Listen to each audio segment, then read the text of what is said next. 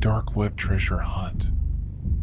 For my birthday, I decided to treat myself to a dark web mystery box gift. It was a service I'd used several times before, and they had never disappointed, sending heaps of useless but funny things to my doorstep. "Happy birthday, Trevor," a note on the box read. I picked up the package placed on my doorstep and noticed a letter attached to it. There comes a time in every man's life where their skills and knowledge has to be tested. With that in mind, I shall set you out on a treasure hunt. Please follow the instructions within the box, and for safety reasons, burn every letter once it has been read or solved. To my surprise, the note was signed by Pete, my best friend since childhood. It was a neat surprise, but I was confused as to how exactly he'd gotten involved with the anonymous service. Whether he was just an active user there himself who had recognized me, or if he'd been contacted by the website, I didn't know. Nevertheless, it seemed like a cool gift. My first clue would simply be a piece of paper with 2 incoherent words written on it. Van Mace. Could it be a name? Maybe a location? I sat down with it and contemplated the words in front of me. After just a minute, I realized it was an anagram. The letters just had to be rearranged to form a new meaning. Man cave was the hidden message.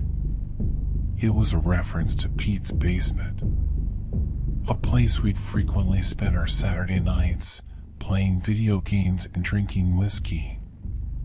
I burned the letter in accordance with the instructions and quickly made my way to the man cave.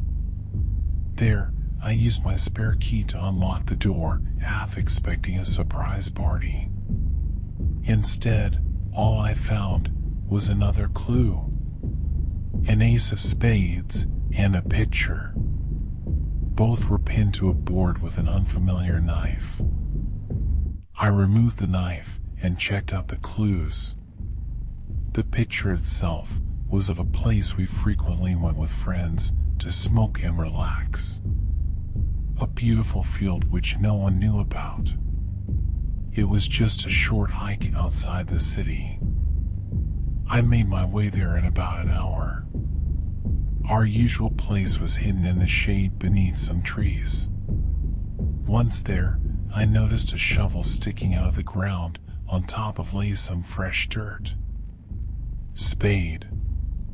Ace of spades. Very creative. I chuckled to myself. Without hesitation, I picked it up and started digging through the ground.